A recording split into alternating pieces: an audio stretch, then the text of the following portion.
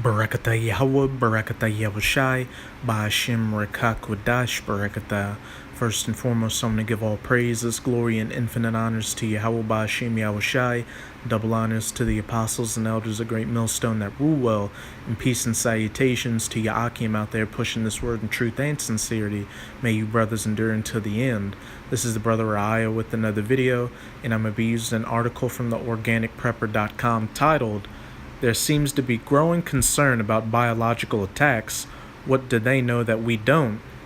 And the first thing that should come to mind is pestilences.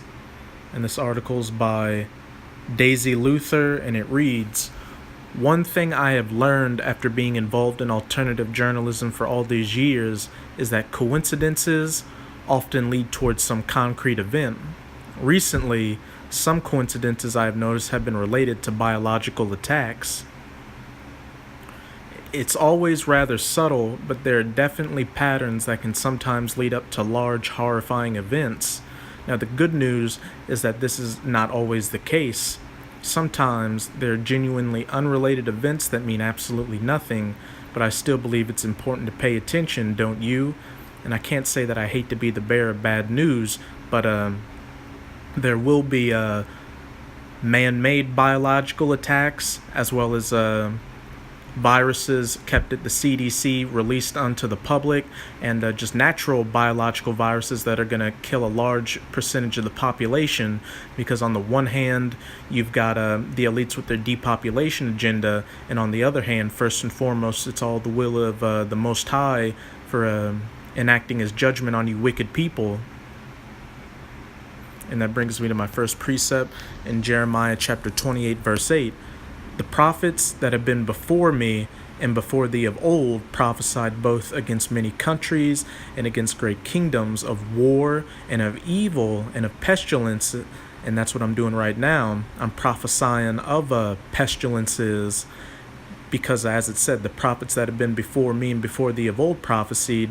Those prophets that were living back then, that were prophesying against the kingdoms of Assyria and Babylon, are back here today through the reincarnation in their same lot, prophesying against kingdoms such as the United States, which is that virgin daughter of Babylon, among other heathen nations, because as it says in 1 Corinthians 14 verse 32, "And the spirits of the prophets are subject to the prophets," because again, reincarnation is a biblical concept, which brings me further to 2 Esdras chapter 14 verse 35, "For after death shall the judgment come, when we shall live again, because when you die, your spirit goes up to the spirit world, and you stay up there and rest for a bit, usually 3 to 4 generations, and then you come back down through sex.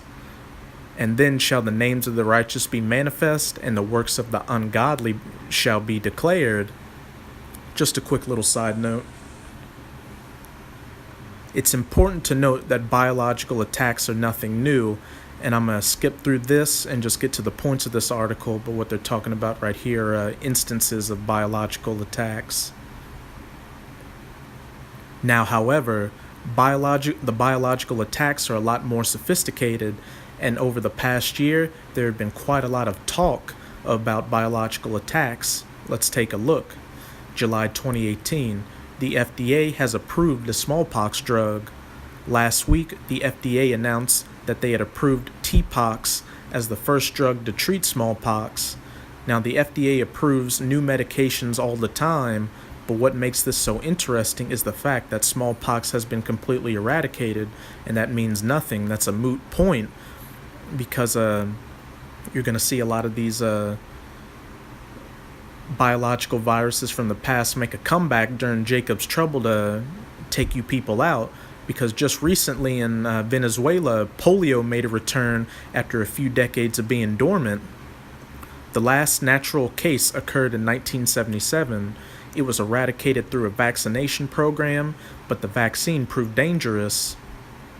It has the potential to cause serious, even deadly side effects, and not everyone can receive the vaccine, as Peter J. Hotez, Dean of Baylor College of Medicine's National School of Tropical Medicine, told the New York Times, "We can't give the smallpox vaccine to people who are pregnant, HIV positive, undergoing cancer treatments, or with other health conditions." Here's what the FDA had to say about TPOXX in a press statement. To address the risk of bioterrorism, Congress has taken steps to enable the development and approval of countermeasures to thwart pathogens that can be employed as weapons. Today's approval provides an important milestone in these efforts. This new treatment affords us an additional option should smallpox ever be used as a bioweapon. And think about this scenario for a second. In order to bring in a state of martial law, the powers that may release a biological weapon into the population to take out a lot of people that'll give them a reason to shut things down and put it under a state of martial law. And further, say that the only way to get a vaccine for whatever biological attack they may use, you may have to get that RFID microchip in your hand or your forehead, which we know is the mark of the beast. Said FDA Commissioner Scott Gottlieb, MD. This is the first product to be awarded a material threat medical countermeasure priority review voucher. Today's action reflects the FDA's commitment to ensure that the U.S. is prepared for any public health emergency with timely, safe, and effective medical products. It's important to note that although the virus was declared eradicated in 1980 by the World Health Organization, there are at least two stores of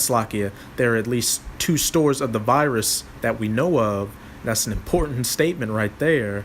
One is in the US and the other is in Russia. Of course, we have no way of knowing if some kind of rogue nation or terror cell has somehow managed to acquire the virus. And I'm going to skip this right here.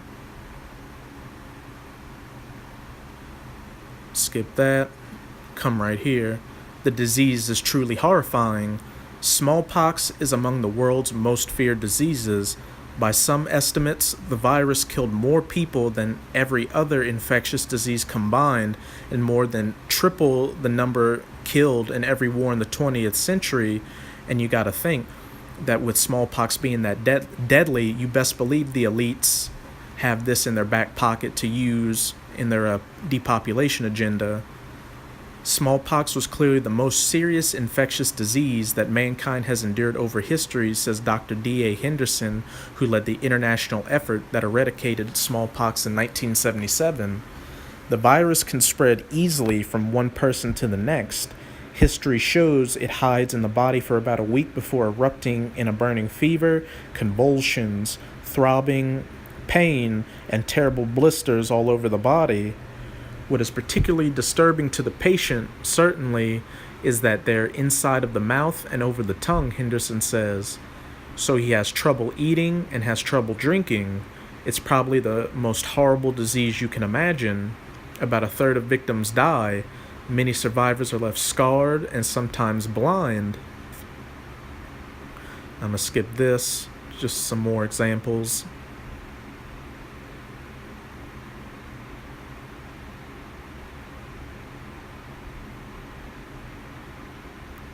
I'll come right here.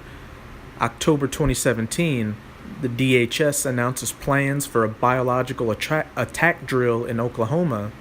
Last October, the Department of Homeland Security announced that they were planning a drill in Oklahoma near the border of Kansas.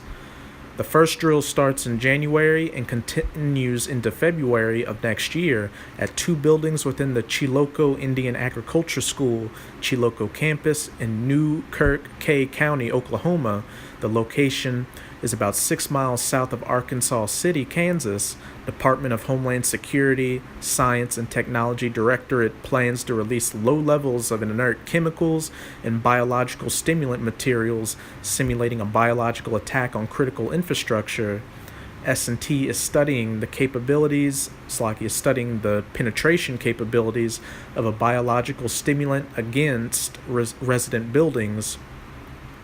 DHS's strategic goal for the operation is to detect and recover from biological attacks and inform and support biodefense planning, response, and restoration, particularly in consequence/risk assessment modeling of the indoor hazards posed by outdoor aerosols. After public outcry of the release of harmless chemicals, the DHS suspended the drill, but who knows how many unannounced drills they're doing to test scenarios for a biological attack so they can make sure they have an understanding of all the foreseeable variables, the Department of Homeland Security suspended the plan for chemical testing at Chilocco Indian School. And what I found interesting about this drill that was supposed to take place at the Chilocco Indian School is that when you read up on it a little bit, it says that the Chilocco Indian School was an agricultural school of for Native Americans located in north central Oklahoma from 1884 to 1980. And in the spirit, I found it interesting that it was a school for Native Americans because, as you know, the Native Americans are from the tribe of Gad, which are from the northern tribes of the 12 tribes of Israel. Just a little side note,